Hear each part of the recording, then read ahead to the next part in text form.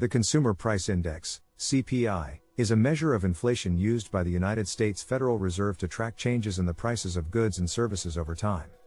It is a critical economic indicator that measures the rate of inflation in the United States. In this script, we'll explore how the CPI is calculated, what factors are taken into account, and how it is used to inform monetary policy decisions by the Federal Reserve.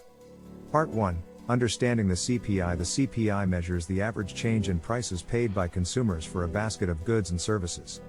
This basket of goods and services includes food, housing, transportation, healthcare, and other essential items that consumers purchase on a regular basis. The CPI is calculated by comparing the cost of this basket of goods and services in the current year to the cost of the same basket in a base year, which is set to be 1982 to 1984. The percentage change in the cost of the basket over time is the rate of inflation.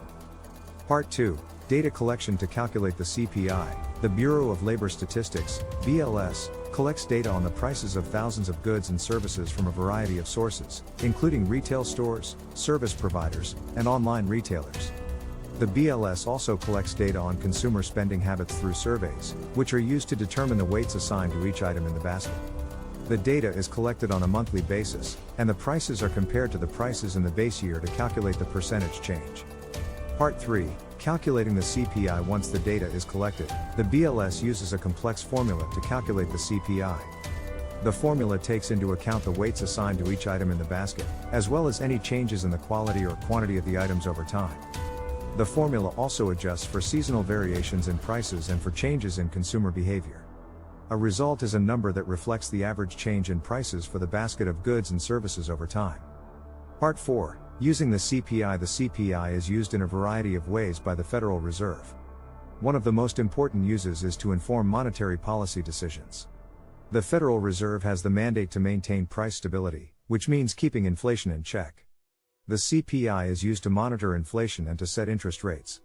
If the CPI shows that inflation is increasing, the Federal Reserve may raise interest rates to slow down the economy and prevent inflation from getting out of control. Conversely, if the CPI shows that inflation is low, the Federal Reserve may lower interest rates to stimulate the economy and encourage growth. Part 5. Criticisms of the CPI. While the CPI is a widely used measure of inflation, it is not without its criticisms. Some critics argue that the basket of goods and services used to calculate the CPI does not accurately reflect the spending habits of all consumers, particularly those with lower incomes.